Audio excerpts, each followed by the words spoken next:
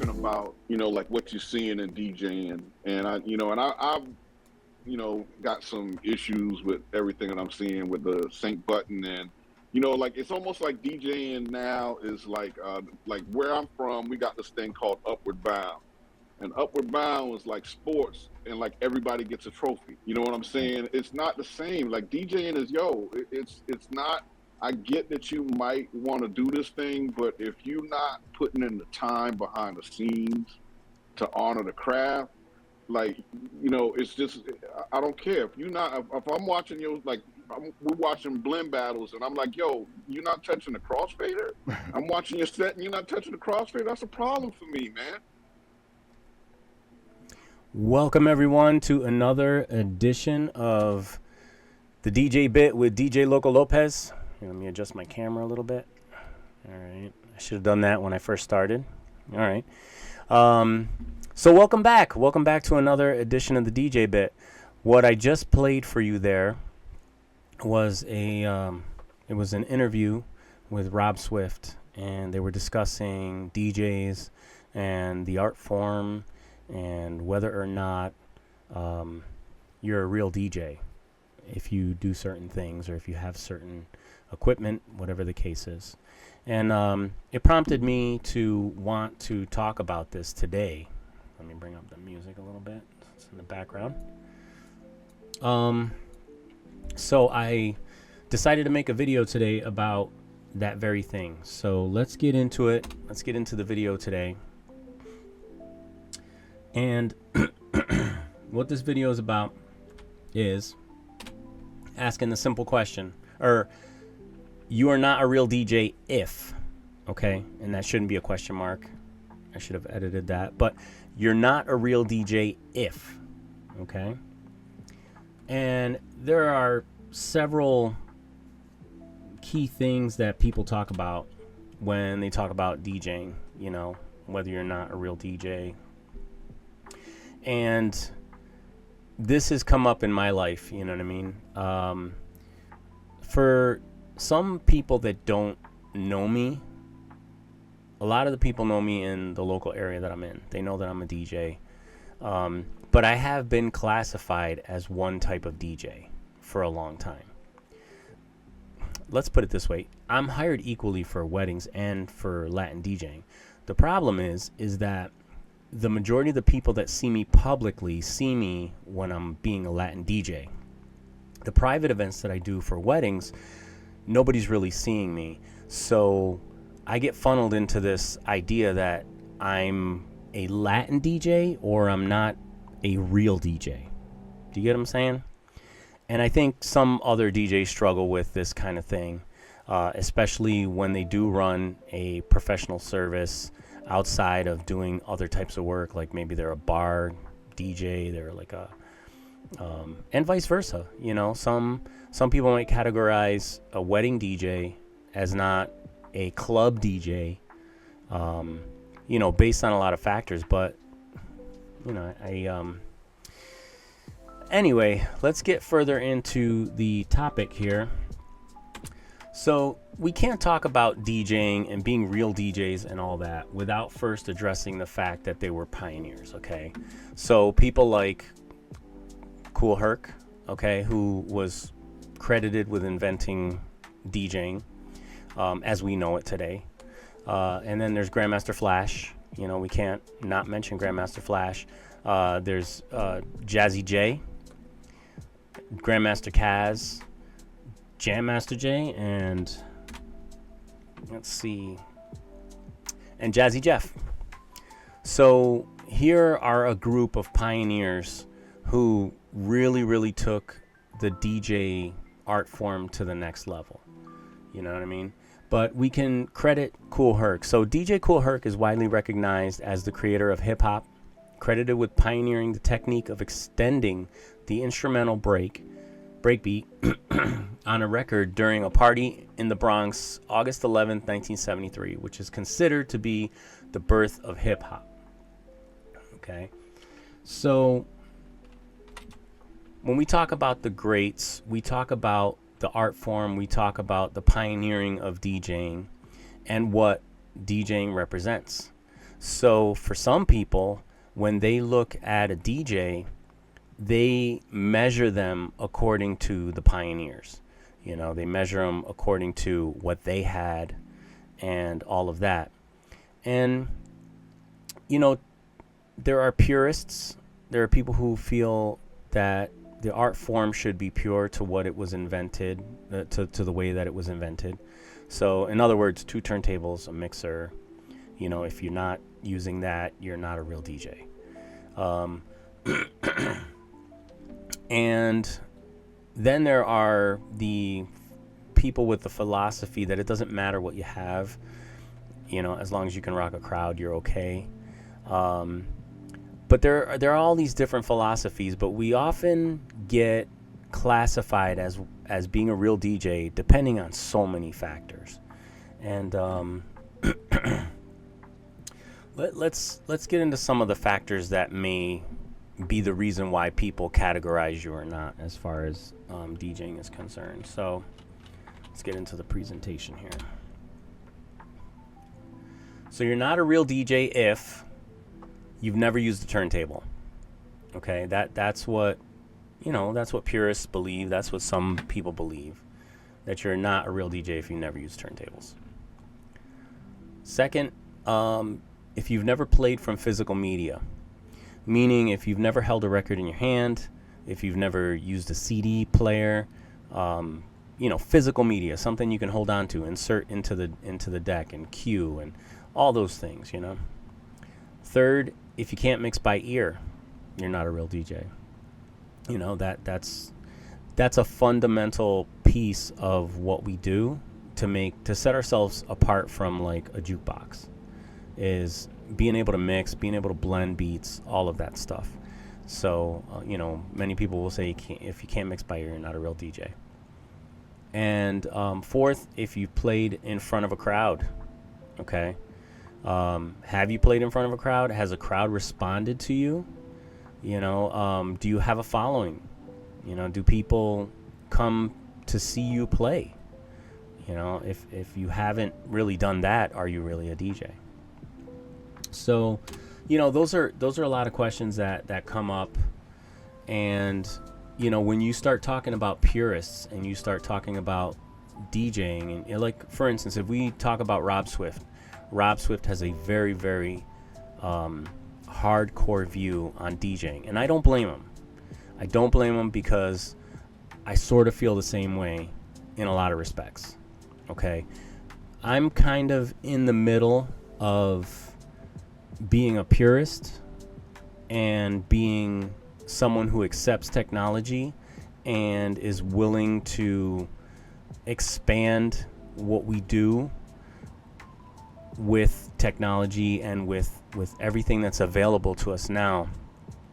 But I will say that sometimes when I see DJs that are just able to pop up in like a week or two, it is kind of frustrating, because I have spent 40 years dedicating myself to this craft.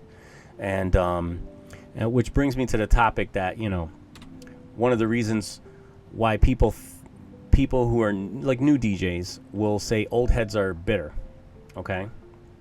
That we're bitter. And they say that we're bitter because we'll often make comments like, you're not a real DJ, or, you know, you're using the sync button, or you don't know how to mix by ear. You need to look at BPMs on a screen in order to be able to match beats and all that, okay? But there is a very significant reason why old heads do get bitter about this. You know, we've spent a lot of time honing our craft, and many of us will never get to the heights that some other DJs get to, even though we can outclass them in reality. You know what I mean? Like, I'll give you an example. So take a look at this next video, and this is kind of what I'm talking about, okay?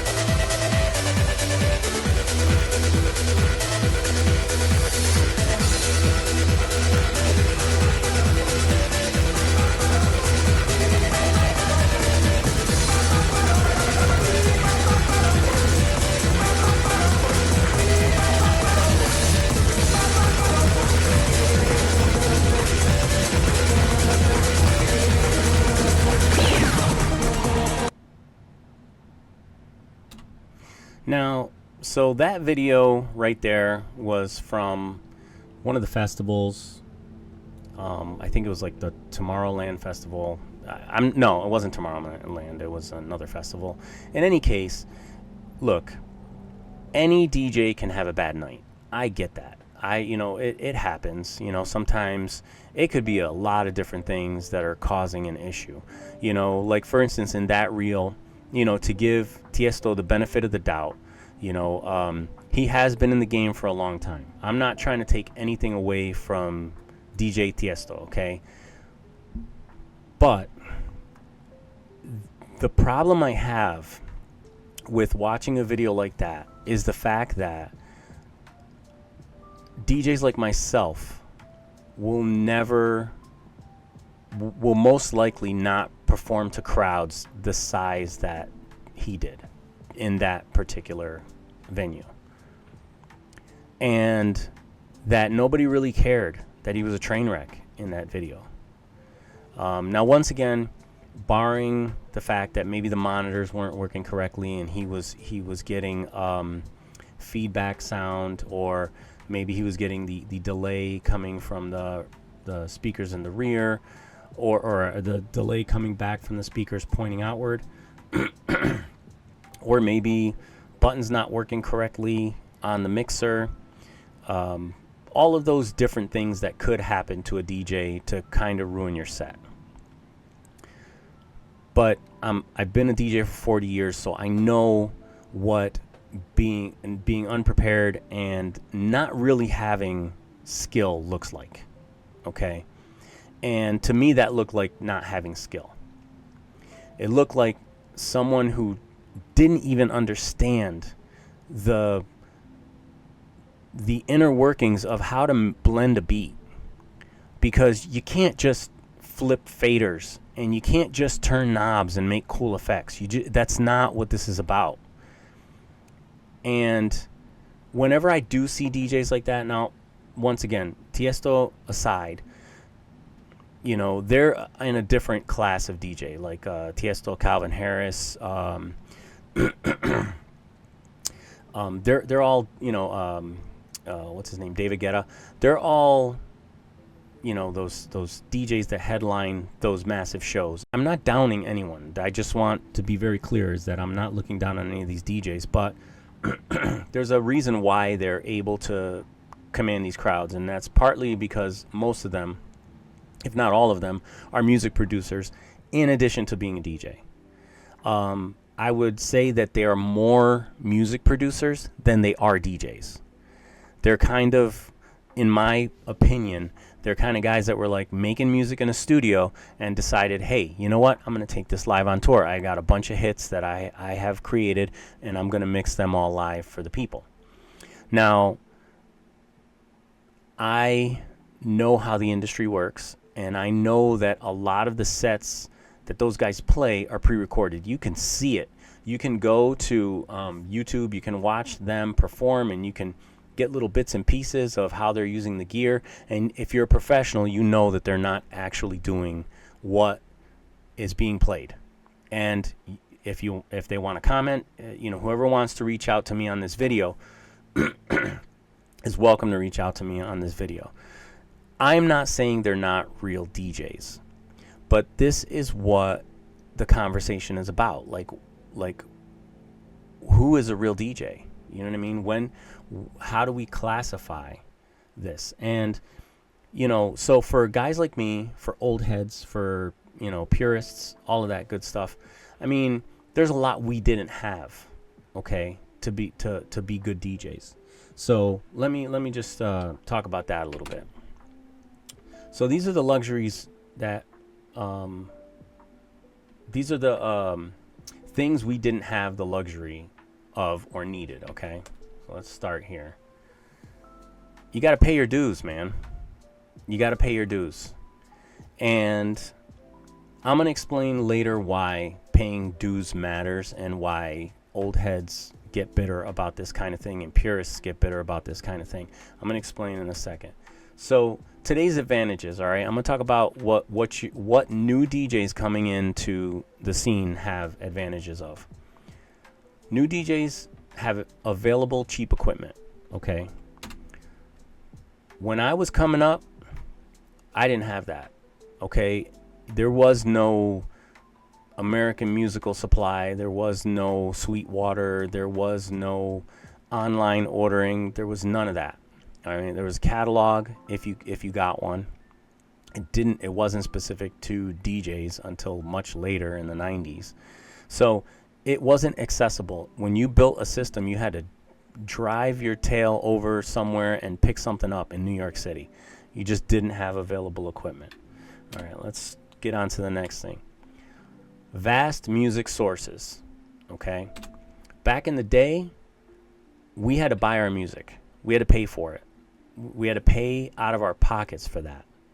And that's what made us unique. It made us completely unique because we didn't have to.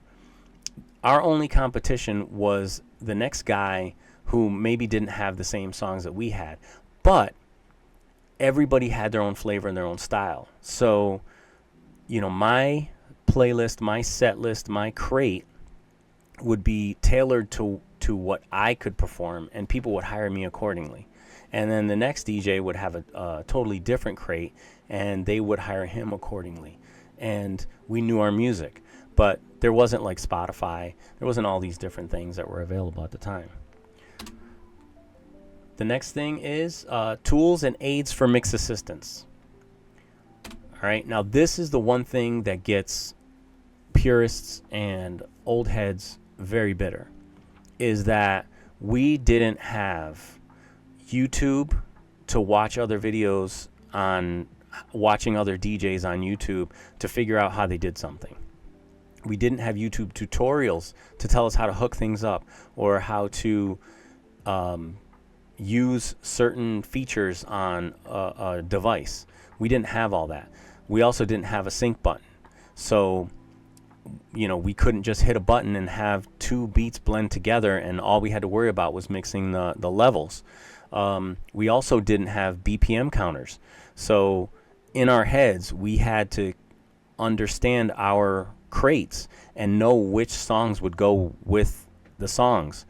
And there's something about that mentally, I feel, that is a little bit, it's special, and it's a trait that you just can't pick up as a new DJ if you haven't done that.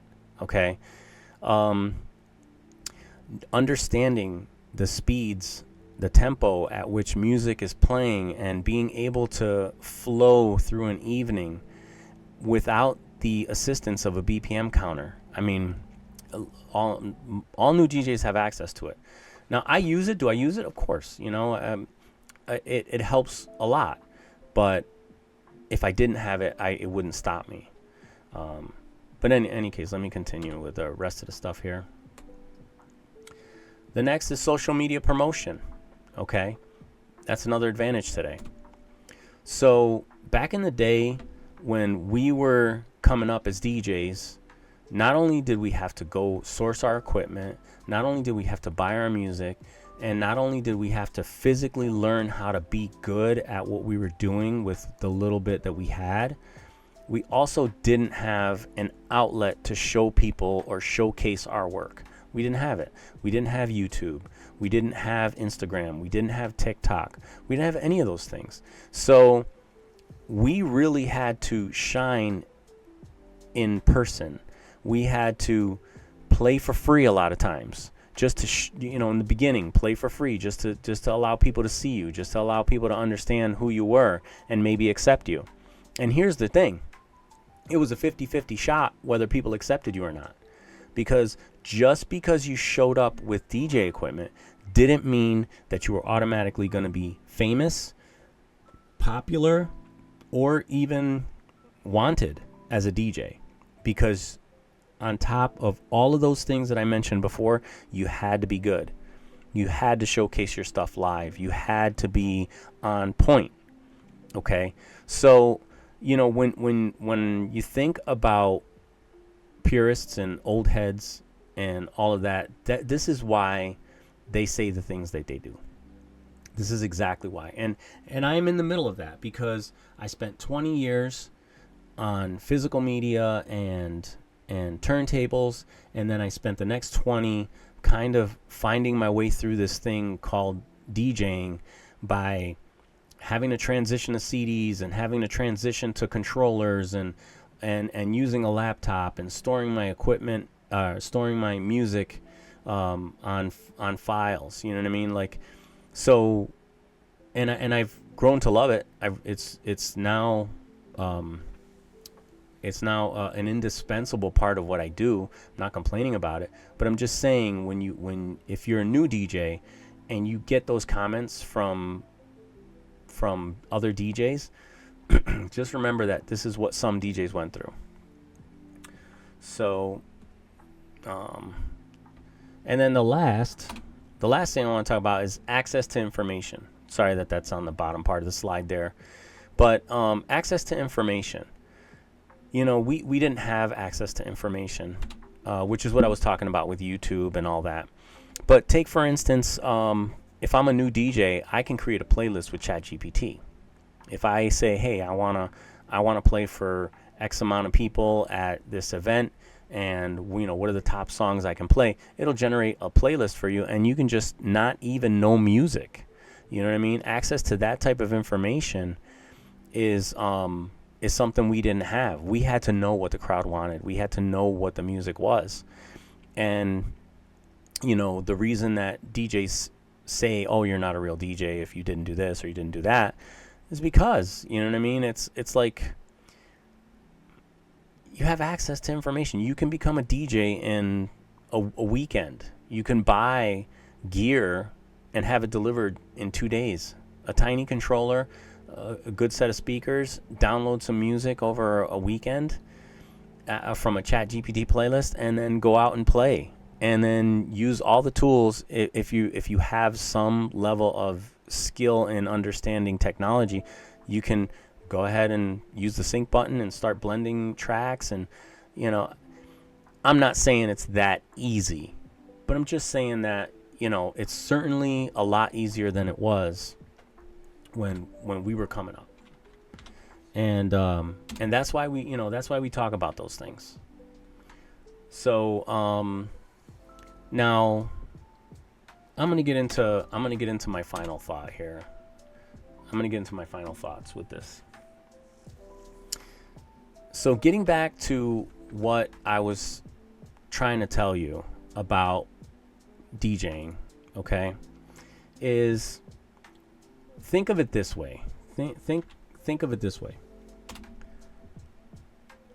It's like if you go to apply for a job, okay, and you went to college, you paid for college, you struggled, you did the however many credit hours you needed, whether it was 120, you know, you did all this work, and then somebody who didn't do any of that, someone who didn't really pay their dues, someone who didn't go through anything, they can just step in front of the line. They can just cut you in line, you know? And which is fine, because that kind of thing happens in every industry, I understand. But the reason why purists, and I'll keep saying old heads, and anybody past 20-year mark of being a DJ to where you were using physical media, that kind of thing, the reason it upsets us, ultimately, money. Okay? Money is the thing. I can be preempted by a DJ who started 3 weeks ago because he could be cheaper, and it's much easier to procure that guy. You know what I mean? So, you know, it's about money. You know, we work so hard to build these careers. We work so hard to build this skill, and to watch it kind of be pulled out from under us with this technology it's a little bit disheartening.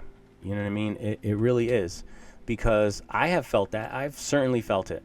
I have felt devalued, because as soon as people were able to download files, and as soon as Spotify became a thing, and all of those things, you know, people started to treat the DJ like anybody's a DJ. Anybody is. And is that necessarily true? Is it really true? You know, let's set aside the equipment. Let's set aside the technology and all that stuff. You know, can you really sit down and call yourself a DJ? And I struggle with it. I really do, because there are a lot of DJs I appreciate that are new guys that are working with new technology. But I can't help but sit back and think sometimes, you know, if it wasn't for Serato, if it wasn't for Record Box, if it wasn't for even the type of music you play, you would not be able to do this without all these tools. You just wouldn't be able to do it. If here's the one tenet that I try to live by, and this is the one thing that I try to do that keeps me humbled, and two, gives me the ability to continue earning my title as a DJ. Okay, I will often practice without any technology. I will often grab some turntables.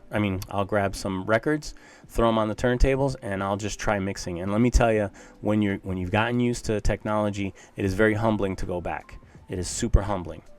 And I remind myself that I need to fully relearn myself what it was like to not have all those tools and still be able to do the job. You know, a lot of things have changed. You know, back in the day, you used to be able to play longer songs. It wasn't all about quick mixing.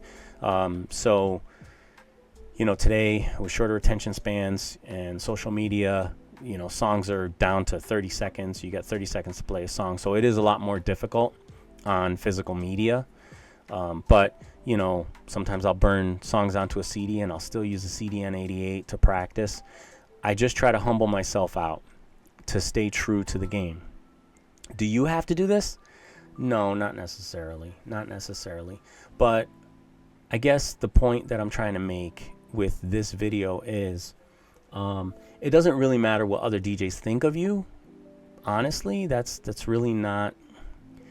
It's about you, though. How do you feel inside?